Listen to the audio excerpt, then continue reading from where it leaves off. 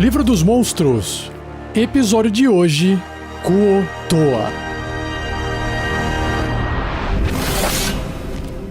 Regras do D&D 5e. Uma produção RPG Next.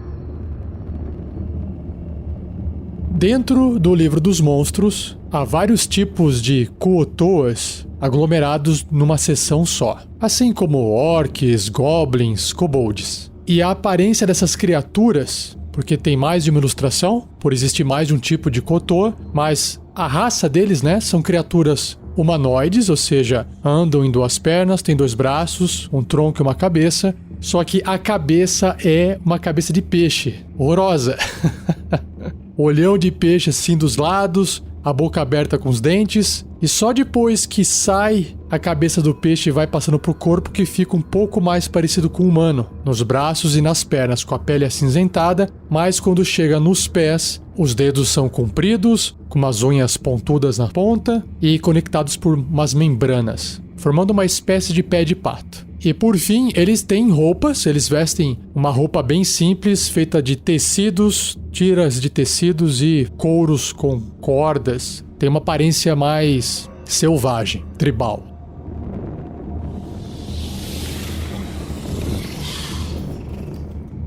Descrição, então, dos Kuo-Toas no Livro dos Monstros. Os Kuo-Toas são humanoides peixe degenerados que já habitaram as costas e ilhas do mundo da superfície. Muito tempo atrás, os humanos e sua laia enviaram os Kuo-Toas para o subterrâneo, onde eles vivem em loucura e noite eterna. Por fim, os Kuo-Toas não conseguem mais suportar a luz do dia. Escravos loucos. No auge do Império Ilítides, lembrando que Ilítides são aquelas criaturas com tentáculo no lugar da boca, os Mind Flayers, os devoradores de mentes, capturaram os Kuo-Toas aos milhares e forçaram-nos à escravidão. Os Kuo-Toas eram criaturas simples, nunca conseguindo se opor à força mental opressiva que os Ilítides lançavam sobre eles. Conforme os Ilítides os abandonaram, a subjugação física prolongada sofrida pelos Kuo-Toas levou-os à loucura. Suas mentes foram danificadas além do reparável. Os Kuo-Toas adotaram um fervor religioso, inventando deuses para protegê-los de ameaças. A mais notável dessas ameaças são os Drolls, que têm assassinado os Kuo-Toas à vista desde o dia em que ambas as raças se conheceram. Criadores de deuses. Os Kuo-Toas veneram deuses de suas próprias criações insanas. Mas, se Kuo-Toas suficientes acreditarem que um deus é real, a energia do subconsciente coletivo deles pode fazer com que o deus se manifeste como uma entidade física. Uau, que bacana! A forma que um deus Kuo-Toa adquire depende da inspiração de sua imagem divina, e geralmente é aleatória ou sem sentido. O livro já deu margem aqui para você chupinhar de vez as obras do Lovecraft, hein? Um dos deuses mais reverenciados pelos Kuo-Toas é Blip-Doo-Pulp, a Mãe Mar, que tem a forma de uma humana com uma cabeça de lagosta, pinças de lagosta e uma carapaça articulada cobrindo seus ombros. Blip-Doo-Pulp provavelmente foi inventada por um Kuo-Toa, que aprimorou uma estátua humana quebrada, adicionando membros e cabeça de um crustáceo. Em temor repentino de sua obra, ele a nomeou, resultando na criação de um deus. Os Kuo-Toas que cruzam o caminho de um abolete, lembra dessa criatura nos primeiros episódios do Livro do Monstro? Acabam por venerá-lo como um deus. A loucura deles os cega ao fato de que o abolete está meramente os usando para seus próprios fins nefários. Governantes teocráticos. Os Kuo-Toas arcebispos ficam rodeados por devotos fanáticos de sua fé. O arcebispo de um domínio Kuo-Toa exige que todos os seus súditos adorem um deus específico. A crença insana em seu deus por um arcebispo é tão fervorosa que ele manifesta os poderes de um alto clérigo. Ah, que bacana. Um arcebispo também pode conferir magias a lacaios devotados chamados açoitadores. Um ou mais desses açoitadores também são filhos do arcebispo, e seu papel primário na sociedade Kotoa é de lutar até a morte para reivindicar o trono quando o arcebispo morrer. Se um açoitador desagradar o arcebispo, o mesmo pode retirar sua capacidade de conjuração. Isso se não tirar sua vida. Os decretos do arcebispo são aplicados por monitores Kotoas, devotados que atuam como olhos e ouvidos do arcebispo. Os monitores são combatentes mortais em combate mano a mano e os Kotoas menores vivem tementos.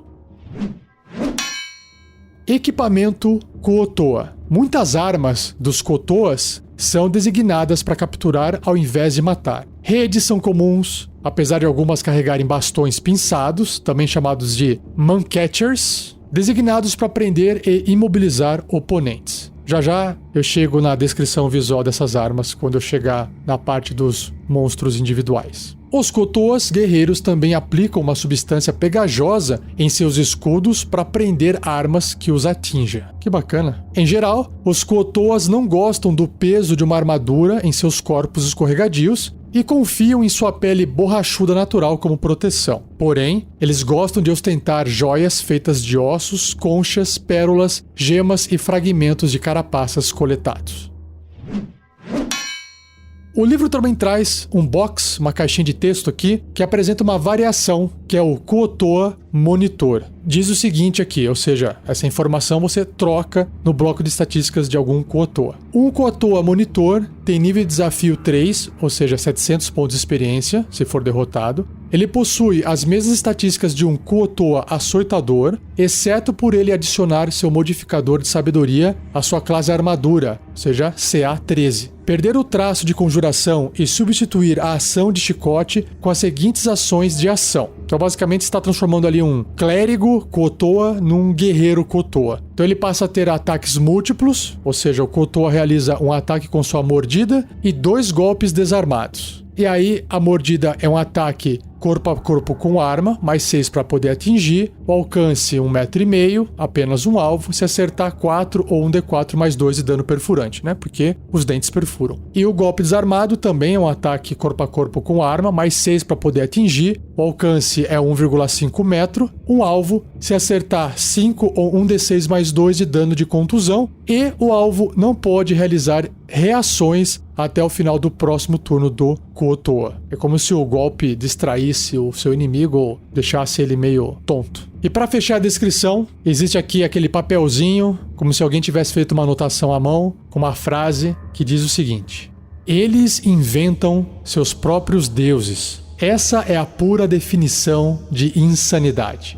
Quem escreveu essa frase foi um tal de Sabal Miserim de Menzoberranzan. Agora, só não me pergunte quem que é essa pessoa que eu não sei. Se você souber, deixa aí nos comentários. Seja você também um guerreiro ou uma guerreira do bem. Para saber mais, acesse padrim.com.br/rpgnext ou picpay.me/rpgnext.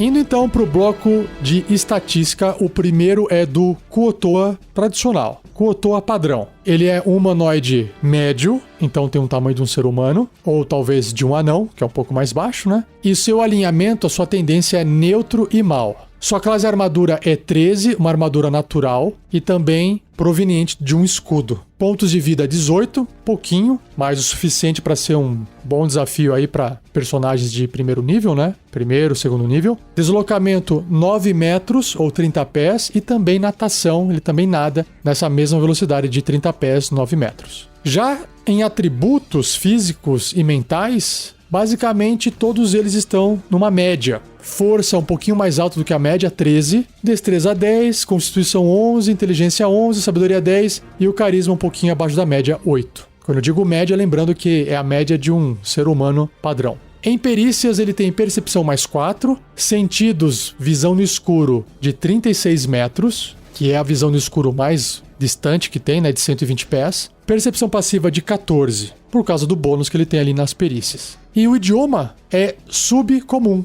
é o undercommon. Eles não falam comum, eles falam subcomum. E o seu nível de desafio é 1/4, concedendo 50 pontos de experiência. Bom, e aí ele tem aqui os traços raciais dele, que são vários, tem 4. Ó. O primeiro é anfíbio, depois ele é escorregadio, aí ele tem uma percepção transcendental e sensibilidade à luz solar. E por ser uma característica de raça, isso vai se aplicar aos outros tipos de Kuo-toas. Então vamos lá, anfíbio, todo Kuo-toa pode respirar ar e água. Escorregadio, eles têm vantagem em testes de habilidade e testes de resistência para escapar de um agarrão. Não seria diferente. Em percepção transcendental, diz que o Kuo-toa pode sentir a presença de qualquer criatura a até 9 metros dele, ou seja, 30 pés, que esteja invisível ou no plano etéreo. Caramba! Ele pode localizar com precisão tais criaturas que estejam se movendo. Muito bom. Não dá pra chegar invisível perto deles, hein? Só que aí ele tem um ponto fraco aqui, né? Sensibilidade à luz solar. Enquanto estiver sob luz solar, os Kuo-toas têm desvantagem nas jogadas de ataque, assim como em testes de sabedoria e percepção relacionados à visão. Então, enquanto ele estiver debaixo da terra, longe do sol, tá tranquilo. Ou longe das magias de sol, né? Que imitam sol, luz solar. Indo agora para ações, ele tem 3. A mordida, a lança e a rede. São 3 tipos de ataque que ele pode fazer. A mordida, um ataque corpo a corpo com arma, mais 3 para atingir, então um pequeno bônus ali. Alcance adjacente, se acertar 3 ou um D4 mais 1 de dano perfurante. Esse mais 1 é por causa da força dele, que é um pouquinho em cima da média. Já a lança é um ataque corpo a corpo ou um ataque à distância com arma. Mais 3 para poder atingir, se for corpo a corpo, e também se for à distância. Tanto faz. Só que a distância desse ataque, quando ele arremessa a lança, é de 6 metros para fazer um ataque normal, ou 20 pés, no máximo 60 pés ou 18 metros. Aí ele faz com desvantagem. Acima disso, ele não consegue atacar. Apenas um alvo, claro. Se acertar com a lança, causa 4 ou 1d6 mais 1 de dano perfurante, ou 5, 1d8 mais 1 de dano perfurante, se a lança estiver sendo usada com as 2 mãos para esse ataque corpo a corpo. E por fim, a rede é um ataque à distância com arma, mais 3 para poder atingir, só que a distância é curta, né, da rede, 1,5 metro, que é adjacente, na verdade, uma distância bem curtinha, né? No máximo, 4,5 metros, que são 3 quadradinhos ali no tabuleiro, só que aí ele faz um ataque com desvantagem. Então o ideal é realmente o inimigo estar do lado dele, né? Só que ele só pode atacar uma criatura grande ou menor, por causa do tamanho da rede. Se acertar, o alvo fica impedido, ou seja, não pode se mover. Uma criatura pode usar a sua ação para realizar um teste de força com dificuldade 10 para se libertar ou libertar outra criatura na rede, ou seja, vai arrebentar literalmente a rede, terminando o efeito de impedido caso obtenha sucesso. Causar 5 de dano cortante na rede, que tem uma CA, uma classe armadura igual a 10, liberta o alvo sem feri-lo e destrói a rede. E para fechar o Kuo-toa, ele tem reações. Que legal. Ele tem o escudo pegajoso. Então imagina, ele morde, ele usa lança e também tem um escudo pegajoso, que pode ser ativado com uma reação, ou seja, quando não é a vez dele. Quando uma criatura erra um Kuo-toa com um ataque corpo a corpo com arma, o que não é muito difícil, né? Porque a CA dele é 13, né? Mas ok. O Kuo-toa usa seu escudo pegajoso para apanhar a arma. Ah, que legal. O ataque deve ser bem sucedido num teste de resistência de força com dificuldade 11, ou a arma ficará presa ao escudo do Kuo-toa. Se o portador da arma não puder soltar a arma, ele ficará agarrado enquanto a arma permanecer presa. Faz todo sentido. Enquanto estiver presa, a arma não pode ser usada. E uma criatura pode remover essa arma ao realizar uma ação para fazer um teste de força com dificuldade 11 e ser bem sucedido. Ou seja, tem que fazer o mesmo teste que tinha feito antes e passar nesse teste para conseguir soltar a sua arma de volta. Senão, já era. O interessante é que o personagem que tiver sua arma presa tem que gastar a ação. Então, quando chegar a vez dele, ou ele gasta a ação para fazer isso, para soltar a arma dele, ou ele vai ter que gastar a ação dele para fazer outra coisa, o que prejudica bastante o inimigo do Kuo-toa. O segundo Kuo-toa que tem é o Arcebispo Kuo-toa, que na ilustração dele tem um pouquinho mais de tecido, um pouco mais de colar, e segura um cajado com um bicho que parece um pássaro na ponta, mas não é um pássaro porque tá meio feio. E o bloco de estatísticas dele diz que ele também continua sendo um humanoide médio, do tipo Kuo-toa, neutro e mal. Sua classe de armadura é 13, uma armadura natural, melhor do que o Kuo-toa normal, só que ele não usa escudo, então fica igual. Pontos de vida, 97. Aí é bastante, hein? Deslocamento continua igual o Kotoa tradicional, 9 metros na terra e 9 metros nadando. E nos atributos físicos e mentais, aí ele recebeu um upgrade forte aqui, em todos eles acima da média. Uns bem mais do que outros. Então, por exemplo, a força é 16, bem mais forte. Apesar da aparência física dele na ilustração não representar tanto, ele é bem mais forte. Destreza 14, então ágil. Constituição 16, também bem resistente em termos de saúde. Inteligência 13. Sabedoria 16, bastante sábio. E o carisma 14. Em perícias ele tem percepção mais 9 e religião mais 6. Legal. Sentidos ele tem visão no escuro de 36 metros e a sua percepção passiva é de 19. Idioma você mantém o mesmo, né? Subcomum, só que o nível de desafio agora é maior, indo para 6. Olha a diferença, era 1/4 o Kotoa normal, agora virou 6, concedendo 2.300 pontos de experiência. E aí ele tem as características de todo o Kotoa, as características de raça, que eu não vou repetir, mas só vou citar. Ele também continua sendo anfíbio, ele também é escorregadio, ele também tem a percepção transcendental e também tem sensibilidade à luz solar. Mas ele tem uma habilidade nova aqui, que é a conjuração, que diz que o Kotoa é um conjurador de nível 10, sua habilidade de conjuração é sabedoria e o CD, ou seja, a dificuldade para resistir às magias, é 14. Ele tem mais 6 para poder atingir com ataques com magia. Ou seja, se ele tiver que rolar para poder fazer um ataque, ele usa mais 6. E ele possui as seguintes magias de clérigo preparadas. Então, começando com os truques, que são magias de nível 0, né? Ele pode fazer à vontade, ou seja, todo turno ele pode gastar uma ação em fazer essas magias, que são Chama Sagrada, Orientação, que é o Guidance, e Taumaturgia. Já indo para o primeiro nível de magia, ele tem 4 espaços e ele pode fazer Detectar Magia, Escudo da Fé e Santuário. No nível 2, que ele tem 3 espaços, ele pode fazer Arma Espiritual e Imobilizar Pessoa. Terceiro nível, caramba, tá ficando forte isso aqui. 3 espaços. Ele pode conjurar Espírito Guardião e Idiomas. Olha que legal. Aí ele pode se comunicar com todo mundo fora o subcomum. Já no quarto nível, que também tem 3 espaços, ele pode fazer Adivinhação e Controlar a Água. Por fim, no quinto nível, que são magias bem fortes, 2 espaços e ele pode fazer Curar Ferimentos em Massa, ó, bacana, e Vidência, que faz todo sentido, né, para um arcebispo.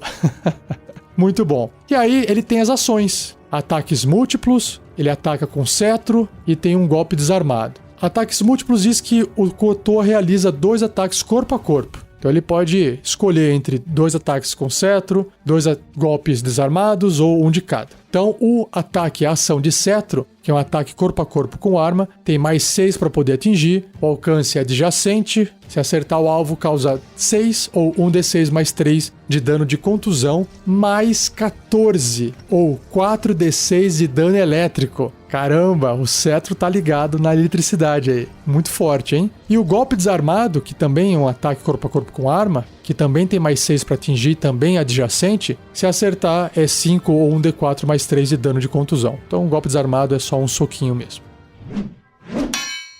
E o último Kotoa é o Kotoa Açoitador, que na ilustração, bem parecido com todos os outros, possui um gancho com uma corda na mão e no outro ele possui uma arma que lembra uma pinça. É uma lança, só que no lugar da ponta da lança tem uma grande pinça metálica que provavelmente é usada para poder prender no pescoço da criatura e segurar ela, para ela não fugir. Bom, aqui diz que ele é um humanoide médio, do tipo Kotoa, neutro e mal. Sua classe de armadura é 11, uma armadura natural. Pontos de vida 65, tá bom. Não é tão alto assim, mas tá legal. Deslocamento não muda, 9 metros na terra, no chão, e 9 metros nadando. Em atributos físicos, ele tem força 14, destreza 10 na média e constituição 14. E nos atributos mentais, ele tem inteligência 12, sabedoria 14 e carisma 11. Perícias, percepção mais 6 e religião mais 4. Sentidos, mesma coisa, né? De todas as raças, de todos os tipos de Kotoa, que é uma raça só, na verdade. Visão no escuro de 36 metros e percepção passiva de 16. Idioma subcomum e o seu nível de desafio é 1 apenas, 200 pontos de experiência. Só que se você for comparar a quantidade de pontos de vida que ele tem,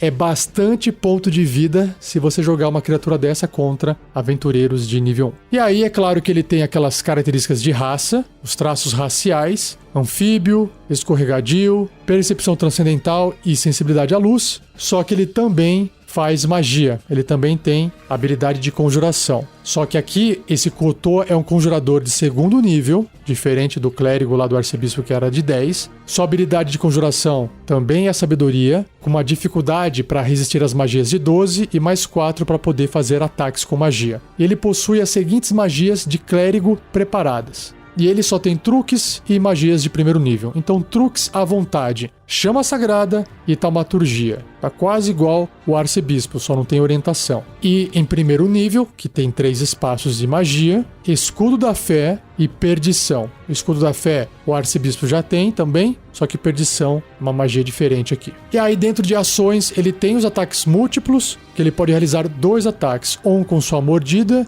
e um com seu bastão pinçado. A mordida é um ataque corpo a corpo com arma, mais 4 para poder atingir uma criatura, um alvo adjacente a ele, se acertar 4 ou 1d4 mais 2 de dano perfurante. Pouquinho dano, né? E o bastão pinçado, que eu imagino ser o melhor ataque dele, que também é corpo a corpo com arma, mais 4 para atingir, o alcance é um pouco maior, que é o dobro, 3 metros, ou seja, 2 quadradinhos, apenas um alvo. Se acertar, 5 ou 1d6 mais 2 de dano perfurante, porque dentro dessa pinça metálica tem uns espetos de metal para poder prender, então perfura. Se o alvo for uma criatura média ou menor, ou seja, do tamanho do Kotoa ou menor, a criatura fica agarrada e tem dificuldade 14 para poder escapar. E até esse agarrão escapar, o Kotoa não pode usar o seu bastão pinçado em outra criatura. Não é muito útil para um combate onde você quer abater, mas, como a descrição do livro disse, eles gostam mais é de prender as criaturas, né? Por isso que eles usam essa arma.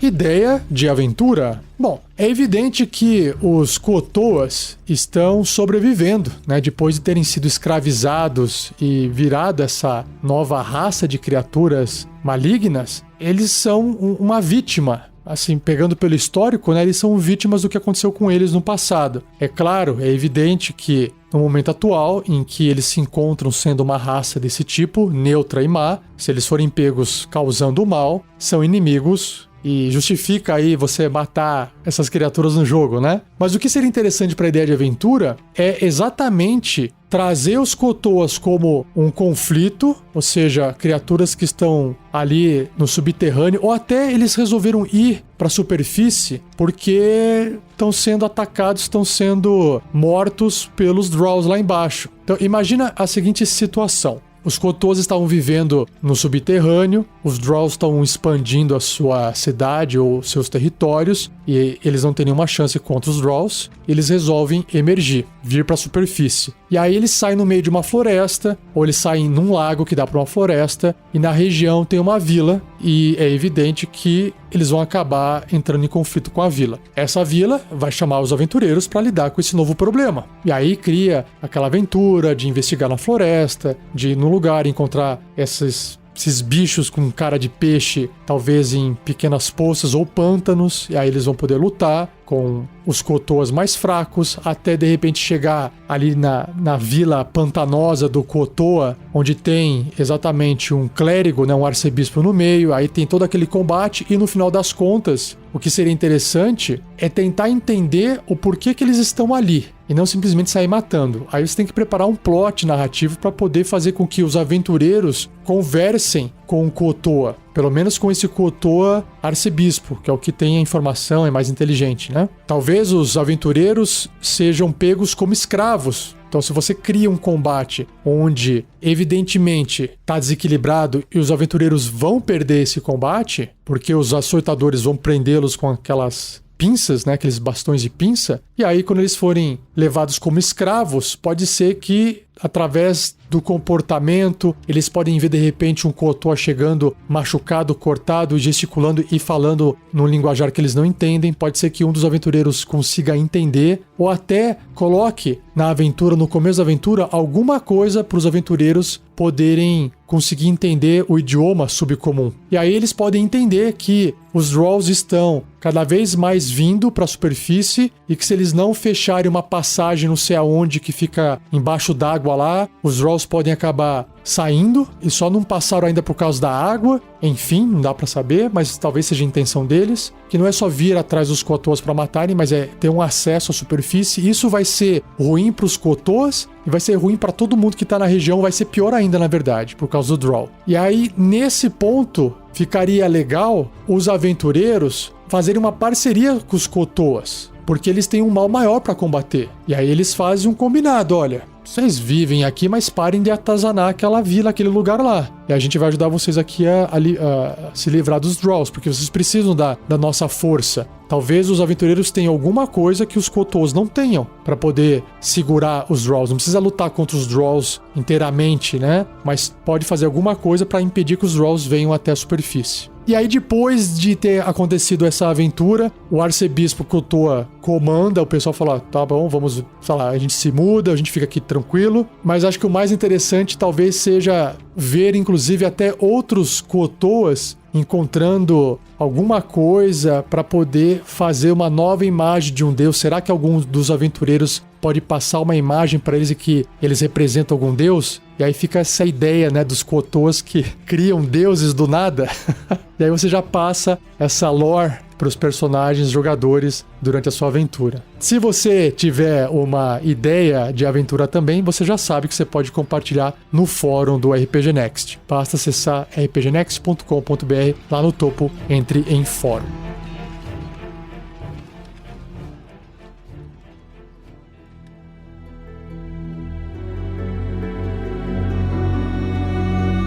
E assim eu encerro mais um episódio do Regras do D&D 5e. Espero que você tenha gostado. Não se esqueça de compartilhar. Se tiver no YouTube, deixe o seu joinha. Agradeça ao editor Gleico Vieira Pereira por essa edição incrível, mais uma na verdade. E não deixe de visitar nossas redes sociais. Nós estamos no Facebook, no Twitter, no Instagram e no YouTube. É só você digitar RPG Next que você encontra todas elas. E não perca o próximo episódio, onde irei apresentar a você os monstros Lâmia e o famoso Lich. Beleza? Um abraço, obrigado e até o próximo episódio.